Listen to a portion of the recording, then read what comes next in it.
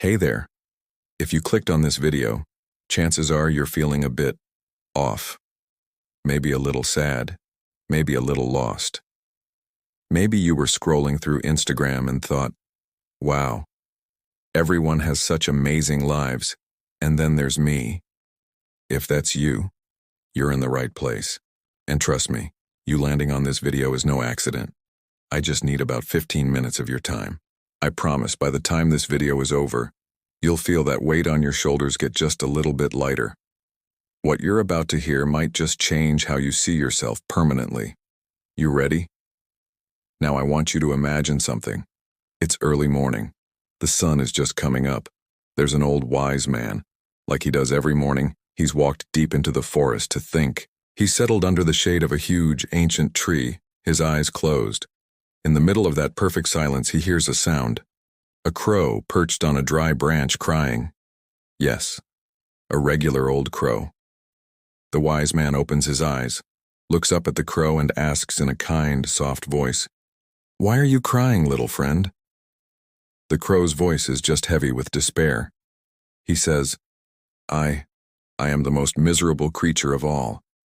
Children see me and throw stones calling me ugly. People chase me out of their yards. They say my feathers bring bad luck. Even when I find a scrap of food, people chase me away. I wish I never existed. I wish I could just disappear. Stop. Let's pause right there for a second. Have you ever felt like that? I wish I wasn't me. I wish I looked like them. I wish my life was as easy as theirs. Do you know what this crow's pain is? Other people's approval. The crow's problem isn't being ugly. It's that other people call him ugly. His problem isn't being bad luck. It's that people say he is. One of the fathers of Stoicism, Epictetus, said, "It is not things that upset us, but our judgments about things." The crow isn't upset because he's black. The crow is upset because of the judgment that being black is bad. And worse, he's put that judgment entirely in the hands of others. Now let's get back to the story. Let's see what the wise man says. The wise man, hearing this outrage, smiled with understanding. After a moment of silence, he spoke. "My dear crow, you cannot control what other people think. You can't control how they should treat you. That's not in your power. If you wish for everything to go exactly according to your desires, and reality turns out different from your expectations, that is when you begin to suffer. So then," said the sage, "your current sadness doesn't come from the events themselves. It comes from the gap between what is and what you think should be. Your reality is that you are a black crow. Your expectation is that people should love black crows. These two things don't match. But I will help you," said the sage. "Since you are so unhappy, I can put an end to your suffering. Tell me, if you had the power to change your nature, what would you choose to be?" The crow didn't hesitate for even a second. His eyes lit up. "A swan," he said. "A pure white swan. Everyone loves swans. They are pure, they are elegant, they are loved. They glide on the lakes." The wise man nodded. "Very well, but I have one small request.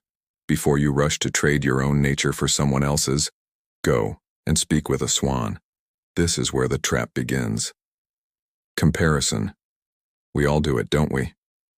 Oh, if I just had their money, I'd be happy. If I just looked like them, I'd be loved. If I just had their job, I'd finally get respect." The crow thinks happiness is hidden in being white. We think happiness is hidden in money, or looks, or status. We do exactly what the crow did. We look at the storefront window of someone else's life and compare it to our own storage room. So the crow is off. He's going to talk to the swan, what he thinks is the pinnacle of happiness. Let's see if the swan is really the happiest creature in the world. For the first time, a glimmer of hope was in the crow's eyes. He flew and flew until he reached a nearby lake. And there, gliding on the surface of the water, he saw the magnificent swan. He approached quietly and said, "Dear swan, you are so magnificent. You are as pure and white as snow. Poets write verses about your grace. You must be the happiest bird in the world." The swan turned its elegant neck toward the crow, but there was no expression of happiness on its face. Its neck drooped slightly. "But I'm not happy," it replied. The crow was in shock. "What do you mean?" "There are so many beautiful colors in the world," said the swan. "But I am only white, just white. It's boring sometimes. If you only knew how much I envy the parrot for its vibrant colors. All day against the white clouds among the white lilies. Sometimes I'm not even seen, barely remembered." The swan sighed. "The parrot. Now that's the one. That magnificent bird covered in a rainbow. He must be the one who knows true happiness, see? The crow envies the swan, and the swan envies the parrot. It's called destination sickness, always looking for happiness at the next stop. The crow thought happiness was being white. He got to the white one, the swan, and the swan told him, "Nope, happiness isn't being white, it's being colorful. We're just like that. I'll be happy when I graduate. You graduate. Nope, not it. It must be getting a good job. You get the job. Still not it. It must be getting married. You get married. Nope, having kids. Happiness is always at the next stop. And so the crow flies on to the next stop for happiness. The parrot. So the crow immediately took off to find a parrot. Soon he found one in a tropical flowering tree. It had such vibrant colors it was dazzling. The crow perched next to it and said, "Dear parrot, the swan was right about you. You are so colorful, so beautiful. You must be the happiest bird in the world." The parrot, who had been sitting quietly, fluffed its bright feathers and looked around nervously before answering. It lowered its voice. "Happy? Friend, these colors are my curse." The crow was stunned again. "Your curse?" "Yes," said the parrot. "People capture us because of this beauty and stick us in cages. Even right now in this jungle, just talking to you, I am living in constant fear of trappers. I'm not free. I am always on edge." The parrot hid himself a little further in the branches. "But," he said, "the peacock. He's not like us. I don't think any bird knows happiness better than him. He is so magnificent. He's not just beautiful, people worship him. They protect him. This is getting interesting." 1. The crow, at the bottom. "I wish I were beautiful." Target, the swan. 2. The swan, who is beautiful. "I wish I were colorful." Target, the parrot. 3. The parrot, who is colorful. "I wish I were respected and protected." Target, the peacock. Everyone is focused on what someone else has. Everyone thinks what they have is a curse, and what the other person has is a blessing. The peacock, the pinnacle of beauty, majesty, and respect. If he's not happy, nobody is, right? The crow thinks so too, and with his last bit of hope, he flies off to find the final answer to happiness, the peacock. The crow flew for miles in a hurry. Finally, he found the peacock in a temple garden. The sight was incredible. The peacock stood in the center, his tail feathers fanned out, and dozens of temple visitors stared in awe. They were offering him flowers, the finest foods. "Finally," thought the crow. "This is it. I found a bird that actually has happiness." He waited for the people to leave. When the crowd cleared, he slowly approached the peacock and said, "Dear peacock, you are so beautiful that thousands of people come here just to see you. On the other hand, when people see me, they get scared and run away. You must be the happiest bird in the world." But as the crow got closer and the crowd was gone, the truth was revealed. The peacock lived behind walls, and his feet were bound by thin golden chains. The peacock, walking back toward his cage, replied, "I also used to think I was the most beautiful and happiest bird in the world, until I was captured because of this beauty and locked in this cage. You see," said the peacock, "people worship this beauty, yes, but it is a prison of admiration. I'm not free. When they want me to dance, they pluck my colorful feathers, and it hurts so much, just so I'll fan my tail and dance. Do you know what I dream of, dear crow?" The crow listened in silence. "I dream of flying freely," said the peacock, "of choosing my own path. Sometimes I see you in the sky. You go wherever you want. Just a black free dot, soaring. In those moments my heart aches with jealousy. I wish I could be free, just like you." The crow was stunned, frozen. He didn't know what to say. He stammered, But everyone hates me."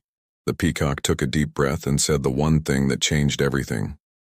"Exactly," he said. "That is your freedom. No one envies you. No one wants to put you in a cage. Those feathers you call ugly, those are your wings of freedom." The crow was looking for happiness. He looked in the swan, beauty. The swan said, "I'm beautiful but boring." He looked in the parrot, color. The parrot said, "I'm colorful but I live in fear." He looked in the peacock, majesty. The peacock said, "I'm majestic but I am a prisoner." And the peacock, the one at the very top, who did he envy? The crow. He envied the very thing the crow hated most about himself. The fact that nobody cared about him. Because that not being cared about was, in fact, freedom. The crow decided to go back to where he started. The crow returned to the wise man sitting under the shade of the old tree, as if no time had passed at all. "Now," said the crow, "now I think I understand. The swan's beauty traps him in boredom. The parrot's colors lock him in fear. The peacock's majesty binds him in golden chains. But me," the wise man smiled and asked, "Yes, and what about you?" "Me," said the crow. "I am free. I was always free. I am free to fly, free to choose, free to exist. The stones the children throw, the people who chase me, that is the price of my freedom. It's like a small ticket paid on a rainy day. The thing I hated most about myself was actually my greatest treasure, and I should be grateful for it." The wise man smiled and summarized the lesson Stoicism has taught for thousands of years. Remember, crow, the greatest poverty is not having little, but constantly wanting more. The deepest prison is not built from iron bars, but from comparisons. And the strongest chains are the ones made of gold. Happiness begins the moment we stop wishing to be something we are not. From that day on, when the crow looked at his reflection, he no longer saw an ugly black bird. He saw a creature as vast as the limitless sky he flew in, as free as the wind that carried him, and as rich as the life he chose to embrace. And that's the end of our story, my friends. Just like the crow, we can spend our entire lives wishing we were someone else. Their car, their house, their relationship. And we can discover who we already are. As the Stoic emperor Marcus Aurelius said, "What harms the bee harms the hive." When you harm yourself by comparing yourself to others, you are actually harming the whole you belong to, your very nature. True freedom isn't about changing who you are. True freedom is about letting go of who you think you should be. Those parts of you that you call ugly or not good enough. Maybe those are the very wings of freedom that the peacock envies. Thank you for watching. If this story meant something to you, don't forget to subscribe to my channel for more videos like this. Like the video, leave a comment, and share it with those you care about. I'll see you in the next one.